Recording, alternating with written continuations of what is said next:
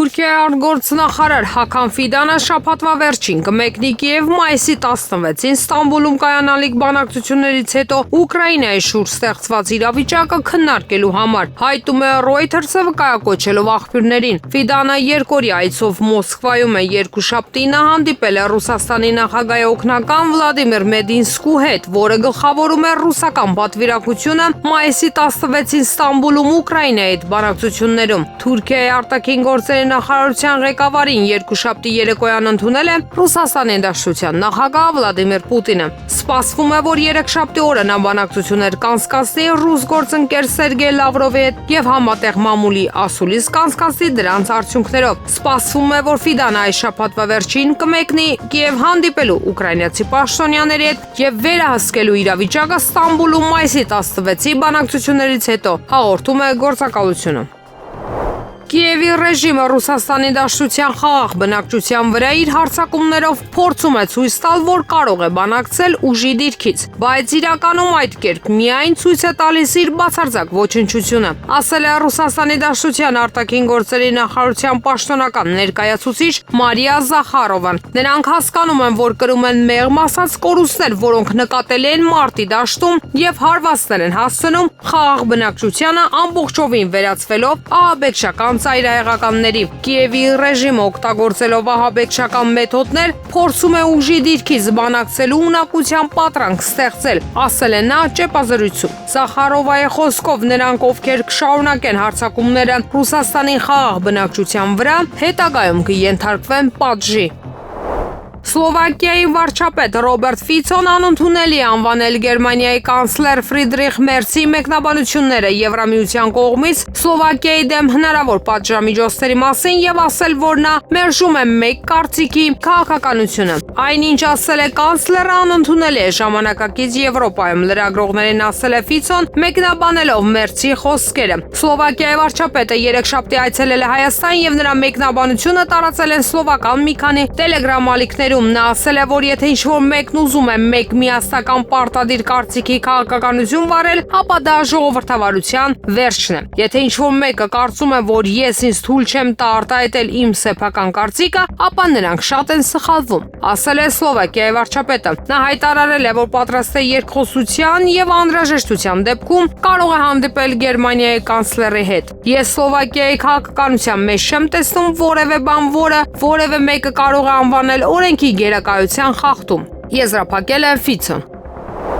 Թուրքիան հասկացնում է, որ պատրաստ է Ուկրաինայի հարցով բանակցությունների եւս մեկ փուլ անցկացնել ռուսական կողմի դիրքորոշման պատճառով Վատիկանի հնարավոր միջնորդության անբարենպաստ կանխատեսումների ֆոնին, գրում է թուրքական կառավարամետ Հյուրիետ թերթը հղում անելով աղբյուրների։ Երկուշաբթի օրը ԱՄՆ նախագահ Դոնալդ Թրամփի հետ հեռախոսազրույցից հետո Վոլոդիմիր Զելենսկին ասել է, որ Շվեյցարիան եւ Վատիկանը դիտարկվում են որպես Ուկրաինայի եւ Ռուսաստանի միջև ուղիղ բանակցությունների վայրեր։ Ռուսաստանի արտգործնախարար Սերգեյ Լավրովն ասել է, որ Վատիկանի համար անհարմար եւ մի փոքր անէլեգանտ կլինի Ռուսաստանի եւ Ուկրաինայի երկու ուղղափառ երկրների հանդիպումը եւ սցենարը, որ նրանք հարցերը քննարկելու են կաթոլիկ հարթակում, իրատեսական չէ։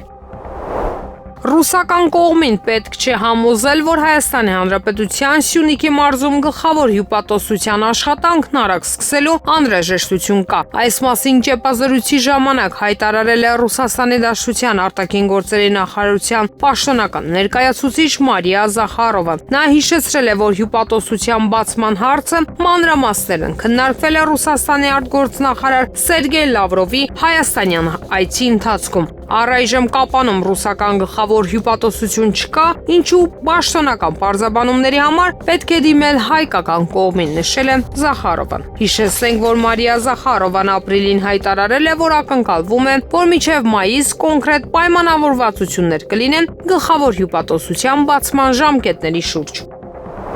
Գազայի հատվածի տարբեր շրջաններին Իսրայելի կողմից հասցված հարվածների հետևանքով վերջին 24 ժամվա ընթացքում զոհվել է առնվազն 81 մարդ, այս մասին հայտնել է կատարական Ալ Ջազիրա հեռուստաալիքը։ Զոհվածների ընդհանուր թվից 53-ը Գազա քաղաքի ռմբակոծության զոհ են դարձել։ Իսրայելական բանակը շարունակում է հրետակոծել իր շրջակայքը եւ հարվածներ է հասցնում նաեւ Պաղեստինյան անկլավի հարավում գտնվող Խան Յունիս քաղաքին։ Մարտի 18-ին Իսրայելի բանակը վերսկսեց ռազմական գործողությունները Գազայի հատվածում, սկսելով զանգվածային հարվածներ անկլավի դեմ եւ այդպիսով խախտելով հունվարին հաստատված հրադադարը։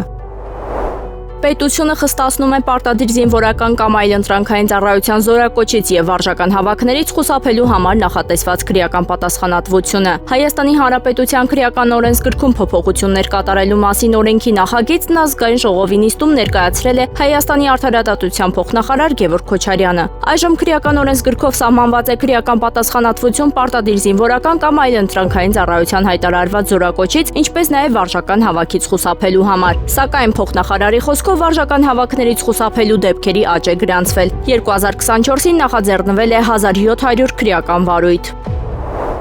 Հայաստանի Հանրապետությունում չկա տեխնացու, որի շուրջ համաձայնության կգանք։ Մենք մեր առաջնորդն ունենք իդեմս Փաշինյանի։ Այս մասին Եվրոմեդիա 24-ի տաղավարում հարցազրույցի ժամանակ ասել է քաղաքացիական պայմանագիր խմբակցության падգամավոր Հասմիկ Հակոբյանը։ Ապա անդրադառնալով ընդդիմադիրների կողմից իմպիչմենտի հարցը օրակարգ բերելուն եւ իրենց նախկին թիմակիցների կողմից տեխնացու առաջադրելուն, падգամավորը նշել է, որ Հայաստանում չկա նման օրակարգ։ Ես գնահատում եմ մեր նախկին գործընկերների ջանքը, որովհետև նրանք ցույց տվեցին, որ իրականում Հայաստանում չկա այդ օրակարգը։ Ոչ ընդդիմությունը, ոչ առավելևս իշխանությունը, ոչ մեկ այդ օրակարգը չունի։ Եվ ստորագրություն ունենալը սա լավագույնս ցույց տվեց։ Ես առաջի օրվանից ասում եմ, որ սա լակմուսի թուղթ է լինելու եւ ցույց է տալիս, որ չկա այդ օրակարգը, որովհետև ոչ մեր ընտրողը, ոչ ընդդիմության ընտրողը այդ օրակարգը չունի։ Հա, այդ պահանջը չունի։ Դրա համար այդ օրակարգը չի ձևավորվում։ Եվ շատ խորհրդանշական է, որ մեր նախկին գործընկերներն են ստորագրել։ Ցույց տալու համար ինձ թվում է, որ ընդդիմությունը, տեսեք, դե թող կան միանան, թող թղթի տակ ստորագրեն։ Դե տեխնացուի հետ կապված են համաձայնություն կա, ոչ թե process-ի, այլ մի օր եղանակը, մի օր բանը, ինչ որ մեկի բեղերը, ինչ որ մեկի մազերը, կոստյումի գույնը։ Չէ, դրանք ուղղակի պատճառաբանություններ են։ ՍԻՄ առաջնորդ Պարույր Հայրիկյանը Եվրոմեդիա 24-ի տաղավարում հարցազրույցի ժամանակ խոսել է Հայաստանի ներկայիս վիճակի ներքաղաքական զարգացումների մասին։ Նրա խոսքով թեև Նիկոլ Փաշինյանն իշխանության եկավ սահմանադրություն փոխելու խոստումով, սակայն ոչինչ չարեց։ Ոչ միայն չփոխեց, այլ Սերժ Յակոբ-Կարածը իրեն հարմար համարեց, եւ այստեղ դա կարող էր լինել, գիտեք, քաղաքական մեկնաբանները գալիս են, խոսում են, բլբլացնում են, այս պիտի արվեր, այն պիտի արվեր։ Ես այդ դիրքերից չեմ խոսում։ Ես խոսում եմ որպես գործին մասնակցած մարդ։ Մենք տվել ենք նախագիծ, հետո 4 անգամ ենք տվել։ Եվ Նիկոլ Փաշինյանը, որը որոշում է ընդունել նորմատիվ իրավական ակտ սահմանադրական բարեփոխումների մասին, 3 արդեն 4 անգամ է ընդունել։ Ու 4 անգամ էլ 3 անգամ արդեն տապալվել է, 4-րդն էլ արդեն նախապես տապալված է, որովհետև ուղեկցվում է շատ լուրջ ընտրախախտումներով, նույնիսկ քրեական այն ասճանի, որ ես դատախազություն եմ գրել, դատախազությունը ուղարկել է քննչական կոմիտե, քննչական կոմիտեն էլ սարսափած չգիտի ինչ անի, եթե հանկարծ գրի, որ հանցակազմ չկա, նշանակում է ինքը իրեն է դատապարտում։ Եթե գրի հանցակազմ կա, այսինքն պիտի Նիկոլ Փաշինյանի նկատմամբ գործ հարուցեն։ Այսօր արտակարգ դեպք է տեղի ունեցել Սարյան 24 հասցեում։ Տեղում աշխատող լրագրողները հայտնել են, որ այն պահին, երբ քաղաքապետարանը փորձում էր քանդել քաղաքացուն պատկանող ապօրինի համարվող շինությունը, նա բենզին է լցրել իր վրա եւ տարածքում։ Կարմիր բերետավորները քաղաքացուն վերման են ենթարկել։ Ֆրանսիացի վարձկանների ջոկատը վերապատրաստվում է Կիևի մերձակայքում գտնվող ճամբարում նախքան պատերազմական գոտի ուղարկելը։ Այս մասին հայտնում է France Inter ռադիոկայանը։ Միջազգային վրեժ կոչվող 7 ֆրանսիացիներից բաղկացած մարտավարական խումբը ուկրաինական հետախուզական ստորաբաժանումներից մեկն է, որը վերապատրաստում է անցնում օտարերկրյա կամավորների ուսումնական հրապարակում, ասվում է զեկույցում։ Ինչպես նշում է France Inter-ը, ստորաբաժանումը ներառում է ինչպես զինվորականներ, այնպես էլ քաղաքացիական անձինք, օրինակ նախկին ոստիկան։ Ֆրանսիացիներից ոմանք Ուկրաինա են ժամանել մի քանի շաբաթ առաջ, սակայն ռադիոկայանի զրուցակիցներից մեկն ասել է, որ ինքը Կիևի կողմից ռազմական գործողություններին մասնակցում է 2022 թվականից։ Նա նշել է ուկրաինացի անձնակազմի վատ պատրաստվածությունը եւ ցանկություն հայտնել հավաքել սեփական լավ պատրաստված թիմը։ Եվրամիությունը ճնշում է գործադրում Ուկրաինայի վրա Ռուսաստանի հետ բանակցությունների երկրորդ փուլը խափանելու նպատակով։ ՌԻԱ Նովոստիին ասել է թուրք քաղաքական վերլուծաբան Սերհատ Լատիֆօղլուն։ Թուրքիայի արտաքին գործերի նախարար Հական Ֆիդանը նախկինում հայտարարել էր, որ սկզբունքային համաձայնության է հասել Ուկրաինայի հարցով բանակցությունների նոր փուլի վերաբերյալ։ Բանակցությունների հավանական երկրորդ փուլի ամսաթվի եւ վայրի վերաբերյալ որևէ կոնկրետ տեղեկություն չկա։ Երկուշաբթի օրը ՌԻԱ Նովոստիին հայտնել են Թուրքիայի նախագահի աշխատակազմից։ Լատիֆօղլուն ենթադրել է, որ բանակցային գործընթացը կլինի աստիճանական։ Յուրաքանչյուր փուլում կողմերը կփորձեն մշակել ճանապարհային քարտեզ ուկրաինական կարգավորման առանձին համաձայնեցված ասպեկտների համար, ասել է վերլուծաբանը։